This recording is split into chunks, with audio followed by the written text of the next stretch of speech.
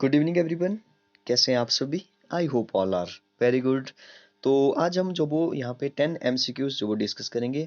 हाँ, ये जो वो 10th क्लास के लिए है। 10th क्लास में आपको पता है जो मैथ्स का पेपर होता है उसमें जो वो सबसे पहले 10 एमसीक्यूज पूछे जाते हैं। तो आपको जो वो एमसीक्यूज की प्रैक्टिस भी आपकी होनी चाहिए अच्छे से। तो आपको जो वो यहाँ पे जो वो ये हिंदी लैंग्वेज में दिख रहा होगा, कोई टेंशन लेने की जरूरत नहीं है। अगर आप हिंदी मीडियम है आपका या इंग्लिश मीडियम है, कोई प्रॉब्लम नहीं है। मैं जो वो यहाँ पे सभी को जो वो जितने भी यहाँ पे क्वेश्चन है दिखेगा आपको जो वो हिंदी में, लेकिन समझाऊंगा मैं इंग्लिश हिंदी दोनों में। ठीक है, दोनों में जो वो समझाऊंगा। कोई टेंशन लेने की जरूरत नहीं है। आपका कोई भी बोर्ड हो, चाहे सीबीएसई हो, चाहे आपकी कोई भी बुक हो, ठीक है, एनसीईआरटी हो या किसी कोई भी बुक हो, उसमें चैप्टर का नाम जो वो पहला रियल नंबर ही है, वास्तविक संख्या ही है।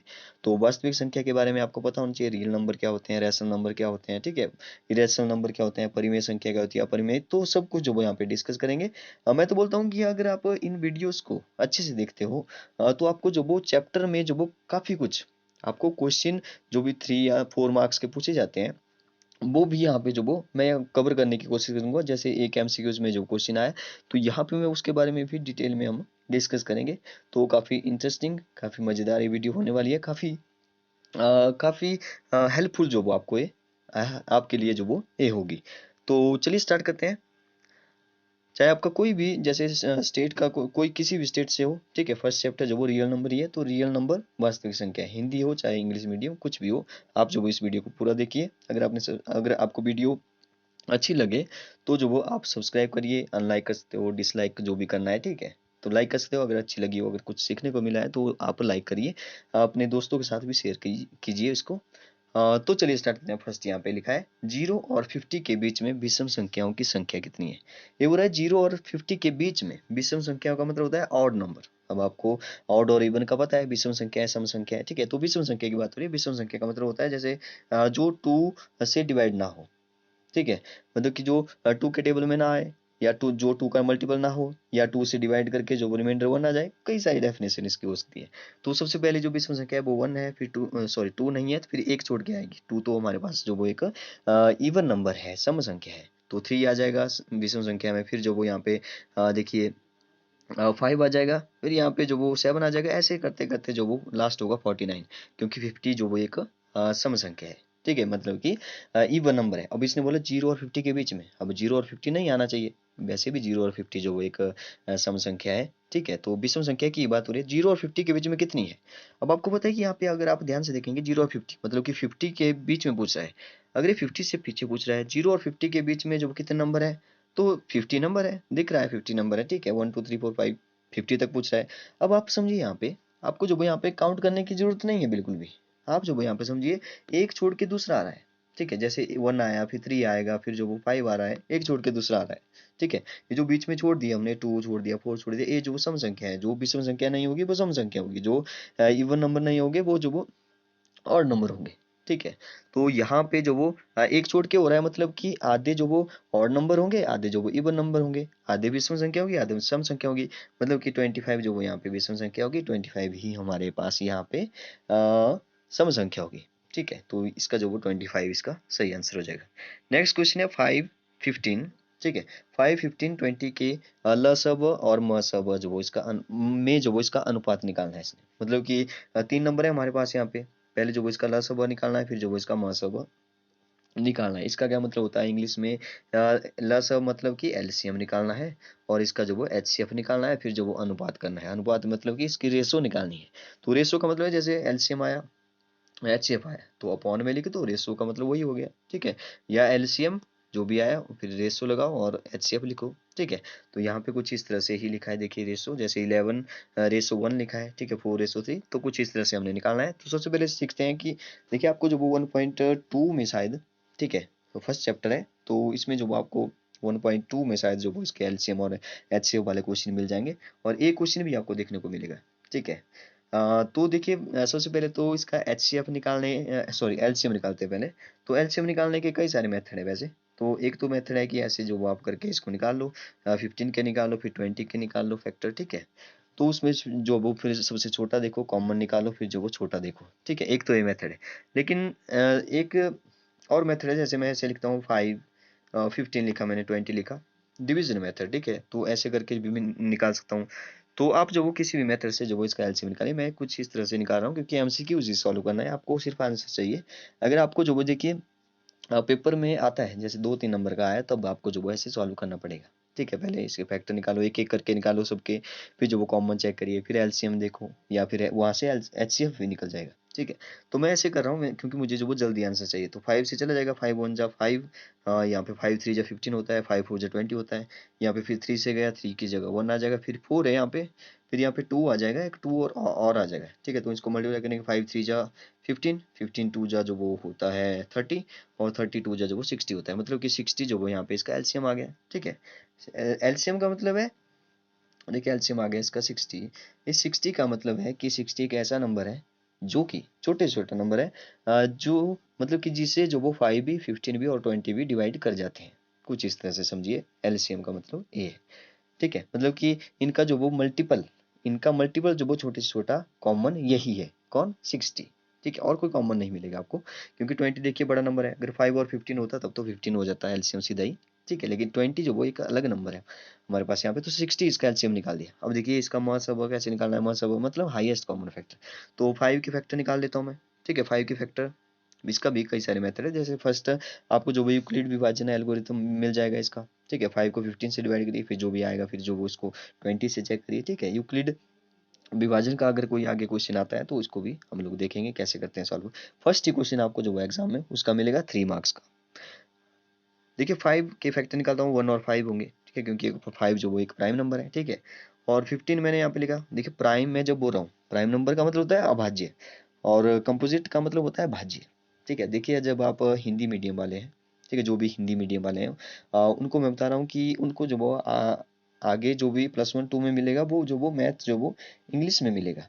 तो इसलिए जो वो अगर आपने आगे भी मैथ पढ़ना है, तो जो वो आप इन छोटी छोटी बातों को जो वो इंग्लिश में भी याद रखें। जैसे अभाज्य प्राइम हो गया, भाज्य जो वो कंपोजिट हो गया, तो ऐसे आप इनको भी याद रखिए।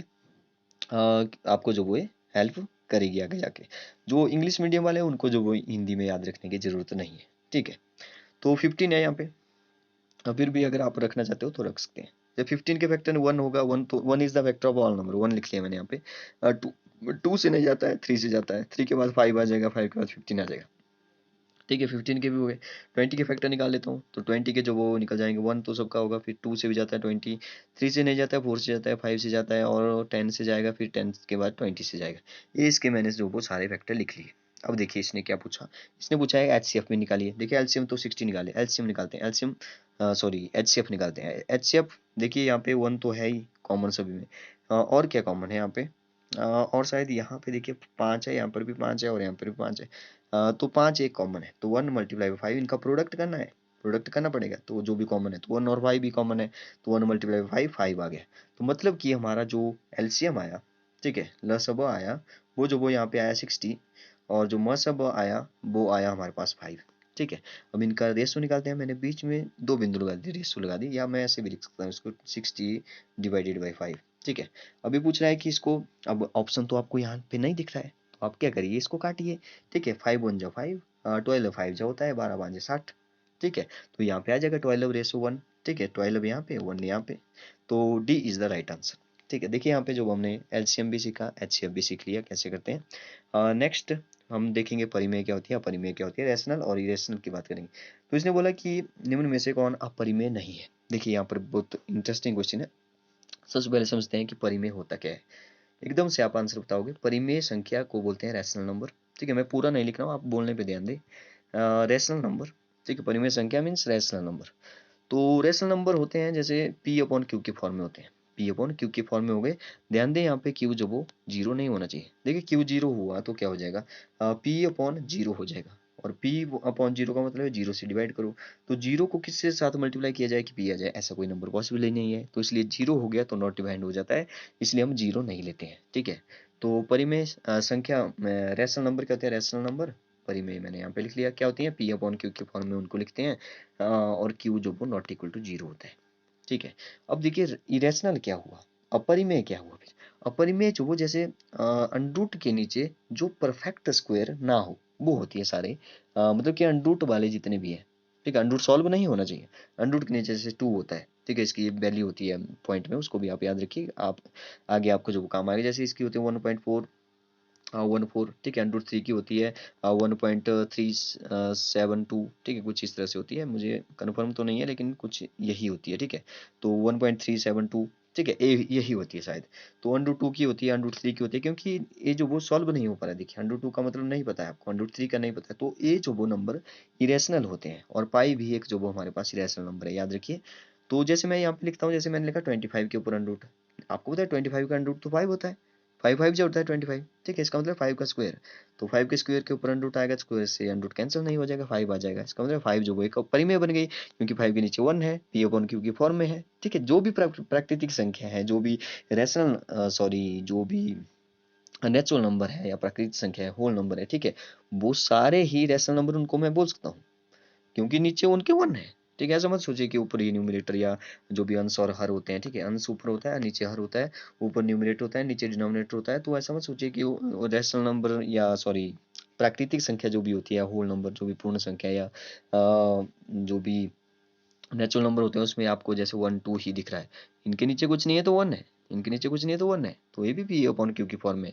तो अगर मैं बोलूँ कि परिमेय संख्या जो वो एक प्राकृतिक संख्या परिमेय संख्या हो सकती है, ठीक है, तो हो सकती है, कोई प्रॉब्लम नहीं है, ठीक है। तो हमने जो वो अपरिमेय की बात की, अब देखिए इनको सॉल्व करते हैं। इसने बोला अपरिमेय नहीं है, तो 10 के सॉल्व हो जाता है, नहीं होता सॉल्व, ठीक है। 10 की एक जब इसको सॉल्व किया जाएगा तो पॉइंट में निकल जाएगा, डेसिमल में चला जाएगा, ठीक है। जैसे मैंने अंडर 2 की वैल्यू आपको बताई, वैसे ही निकल जाएगी इसकी वैल्यू। तो ये जो वो सॉल्व नहीं हो रहा है, तो ये तो अपरिमेय है। अंडर 24 ये भी अपरिमेय है, अंडर 35 ये भी अपरिमेय है, अंडर 1 to 1, ठीक है। आपको पता है कि 1 to 1 जो वो क्या होता है, 11 जो होता है 1 to 1, ठीक है। तो 11 का स्क्वायर हो गया, ठीक है, 11 का स्क्वायर, तो इसके ऊपर अंडर रूट लगा दिया है इन्होंने, तो अंडर रूट से स्क्वायर कैंसिल हो गया है, तो 11 बन जाएगा। अगर इसका मतलब 11 है, तब तो ये परिमेय है, क्योंकि इसके नीचे 1 है, ठीक है। ये रैशनल है, क्योंकि इसके नीचे 1 है, तो ये जो वो अपरिमेय नहीं है, बाकी सभी जो वो ये अपरिमेय संख्या है, ठीक है। देखिए जो पाई की वैल्यू होती है, पाई की वैल्यू होती है 22.7, लेकिन ये जो वो एक एग्जैक्ट वैल्यू नहीं है, ठीक है। जब इसकी वैल्यू निकाल रहे थे तो जो वो बहुत लंबी वैल्यू निकल रही थी, इसकी कोई रिपीट नहीं हो रही थी, अलग अलग आ रहा था, जैसे 2.1 4 3, ठीक है, ऐसे चलता जा रहा, 3 2 4 5 ऐसे चल रही थी। लेकिन ये जो वो एग्जैक्ट नहीं ली है इन्होंने, ठीक है, तो 22.7 बता दिया कि इसको ले लो, इससे सॉल्व करो, कोई प्रॉब्लम नहीं है, कोई एरर नहीं है।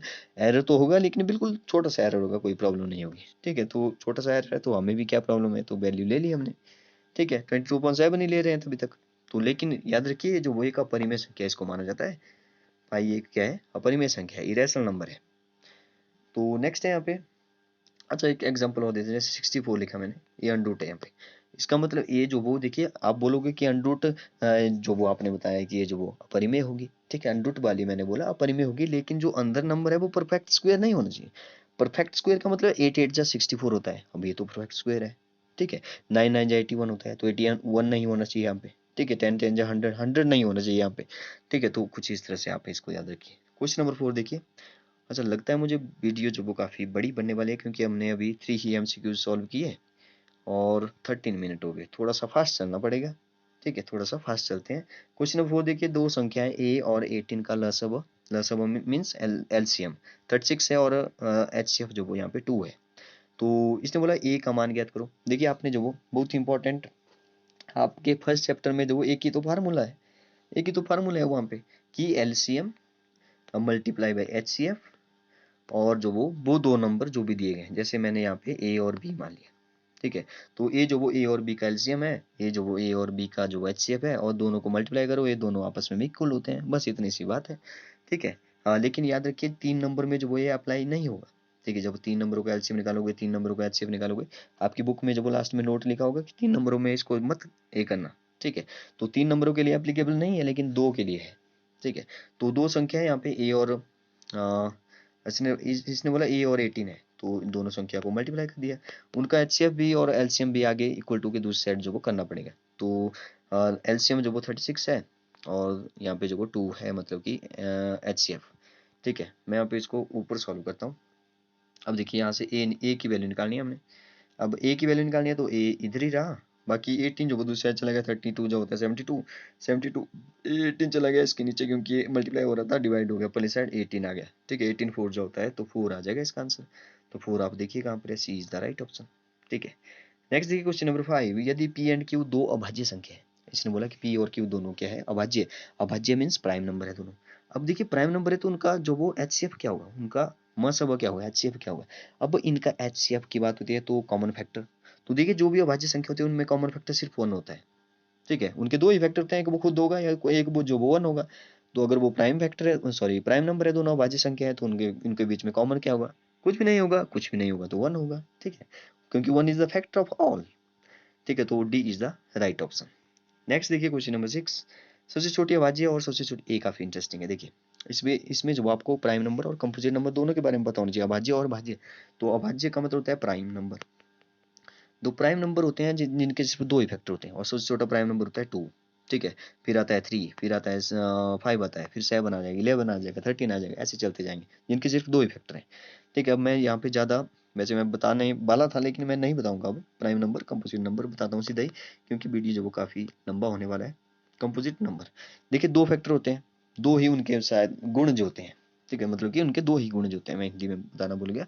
कंपोजिट नंबर, कंपोजिट नंबर मतलब कि भाज्य, जिनके दो से ज्यादा हो जाए। जैसे सबसे छोटा जो वो 4 है, फिर जो वो आ जाता है 6 आ जाता है। तो इसने बोला सबसे छोटा प्राइम नंबर और कंपोजिट नंबर का जो वो आप क्या करिए, गुणा कीजिए, उनको मल्टीप्लाई कीजिए।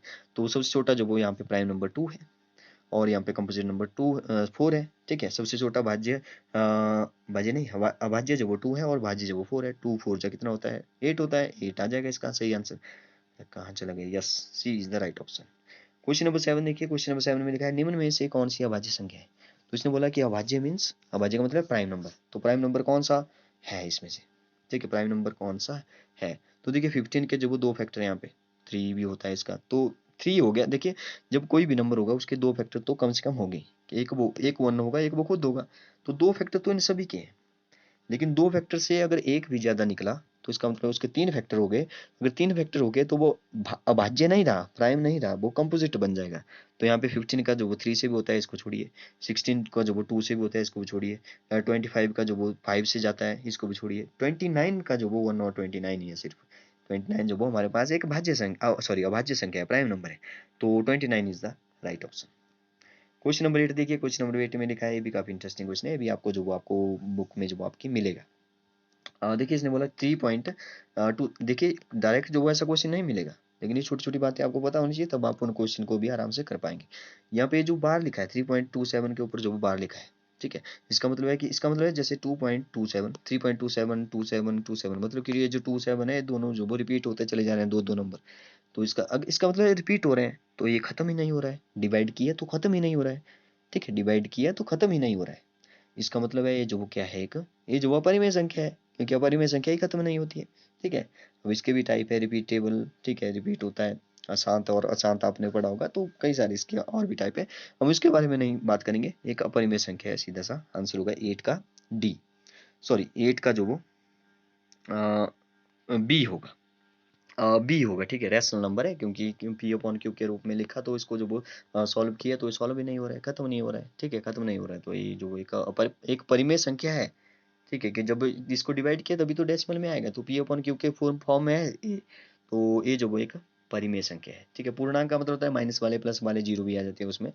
पूर्णांक में जो वो हम लोग जैसे 0 और 1, ये जो पूर्णांक है, लेकिन 0 और 1 के बीच में पूर्णांक नहीं है, तो उनकी बात नहीं करते हैं पूर्णांक। पूर्णांक मतलब होता है इंटीजर, और प्राकृतिक संख्या तो नेचुरल नंबर होते हैं, काउंटिंग नंबर होते हैं जो 1 से स्टार्ट होते हैं, ठीक है। और परिमेय और परिमेय मैंने बता दिया, तो यहाँ पे जो नंबर है वो परिमेय संख्या, रैशनल नंबर है। सेकंड लास्ट क्वेश्चन देखिए, किसी पूर्णांक m के लिए सम संख्या का रूप, ये भी काफी इंटरेस्टिंग क्वेश्चन है। इसने बोला सम संख्या, पहले सम संख्या को बोलते हैं इवन नंबर। इवन नंबर आपको पता है कि 2 से, जो 2 से डिवाइड हो जाए, ठीक है। वैसे जीरो भी एक इवन नंबर है, अगर आपको पूछे कि जीरो क्या है, तो जीरो भी इवन नंबर है, क्योंकि जीरो जब 2 से डिवाइड हो जाता है, ठीक है, कैसे, जैसे जैसे मैंने यहाँ पे लिखा, जीरो और 2 से डिवाइड करना है। सम संख्या की डेफिनेशन है, इवन नंबर की डेफिनेशन है कि जो नंबर 2 से डिवाइड हो जाए, पूरे पूरे पूरे पूरे का मतलब है रिमाइंडर शेषफल जीरो आ जाए, ठीक है। तो टू टू को मैं किसके साथ मल्टीप्लाई करूँ, जीरो आ जाए, जीरो से करूंगा डायरेक्ट जीरो आ जाएगा, ठीक है। तो हो गया सॉल्व। तो जीरो भी एक सम संख्या है, इवन नंबर है, अगर आपको पूछा जाए, अदरवाइज आप जब वो 2 से स्टार्ट करिए इवन नंबर। तो इसने बोला m के लिए जो वो सम संख्या का रूप क्या है। अब इसका क्या मतलब है बोलने का, ठीक है, बोल रहा है कि जैसे कोई भी सम संख्या होती है, जैसे 2 होती है, 4 होती है, इवन नंबर, ठीक है, 6 होता है। तो देखिए इनमें जो वो क्या कॉमन है, 2 इसमें कॉमन है, 2 इसमें कॉमन है। जैसे इसमें जो वो 2 मल्टीप्लाई बाई 2 है, इसमें वो 2 मल्टीप्लाई बाई 3 है, आगे जो वो 2 मल्टीप्लाई बाई 4 होगा, मतलब कि 2 से मल्टीप्लाई हो रहा है कुछ, ठीक है, 2 से मल्टीप्लाई हो रहा है। तो यहाँ पे क्या बोला है इसने, m बोला है, तो 2 मल्टीप्लाई बाई m हो जाएगा 2m। देखिए यहाँ पे 2m लिखा है, मैंने बोला मल्टीप्लाई, तो इनके बीच में कोई सिंबल नहीं है, तो मल्टीप्लाई भी हो, मल्टीप्लाई ही होता है। ठीक है, एक और बात मैं बता दूं, जैसे 2.m लिखा, तो इसका मतलब भी जो वो मल्टीप्लाई ही होता है यहाँ पे मैथ्स में। ठीक है, वैसे तो डेसिमल का एक मतलब अलग होता है, लेकिन कुछ जगह जो आपको ऐसे मिलेगा जैसे 3.4, वो तो अलग बात है। ठीक है, 34/10 हो जाएगा डेसिमल का, लेकिन कई जगह जो वो इसका मतलब जो मल्टीप्लाई ही होता है सीधा सा। ठीक है, तो इसकी इस बात पे आप ध्यान रखें। लास्ट क्वेश्चन है आज का, निम्न में से कौन सा अपरिमेय नहीं है। अब मैंने बोला कि अनरूट वाले सारे अपरिमेय होते हैं, लेकिन उनके बीच में परफेक्ट ना आए, परफेक्ट स्क्वायर ना आए, पूर्ण जो वो यहाँ पे वर्ग ना आए। ठीक है, पूर्ण वर्ग ना आए। तो देखिए यहाँ पे 64 जो वो 88 जा होता है, और नीचे 81 है तो ये 99 जा होता है, मतलब कि यहाँ पे 8 का स्क्वायर और 9 का स्क्वायर आ जाएगा, इसके ऊपर अनरूट है, तो अनरूट से जो वो स्क्वायर और ये स्क्वायर कट गया, तो 8/9 आ गया। 8/9 तो p/q की फॉर्म में, अगर ये p/q की फॉर्म में है तो ये जो वो क्या है, ये जो वो परिमेय संख्या है, ये जो वो क्या है, परिमेय संख्या है। अब नेक्स्ट देखिए, अच्छा नेक्स्ट क्या देखना, जब इसने पूछा ये है कि अपरिमेय नहीं है, तो ये नहीं है, ये नहीं है अपरिमेय, अपरिमेय नहीं है, ये रैशनल नहीं है, ये जो वो रैशनल नंबर है। ठीक है, और बाकी सभी तो आपको देख रहे हैं, इसको तो सॉल्व नहीं किया जा सकता। ठीक है, ये भी नहीं सॉल्व हो रहा है। तो बताइए आपको ये वीडियो कैसी लगी। ठीक है, बाकी और भी हम लोग कई सारे जो वो क्वेश्चन डिस्कस करेंगे फर्स्ट चैप्टर से रिलेटेड। ठीक है, फिर सेकंड चैप्टर को स्टार्ट करेंगे, फिर थर्ड को, ऐसे जो वो सब कुछ पूरे हम कंप्लीट करेंगे। डेली आपको जो वो वीडियो देखने को मिलेगी। अगर आपने जो वो सब्सक्राइब नहीं किया है तो सब्सक्राइब करें, एनसीईआरटी मैथमेटिक्स। ठीक है, 2.1 2.0 को जो वो सब्सक्राइब करें उस चैनल को, और नोटिफिकेशन को भी दबाएं। अपने दोस्तों को भी बताएं कि ऐसी ऐसी जो वो वीडियो है, तो आप जो वो उसको शेयर भी करें। नोटिफिकेशन आइकन, बेल आइकन को भी दबाएं, ताकि आपको जो वो जैसे कल मैं वीडियो बनाऊंगा तो उसकी जो नोटिफिकेशन आपको टाइम पर मिल जाए। Okay, thank you and have a nice day.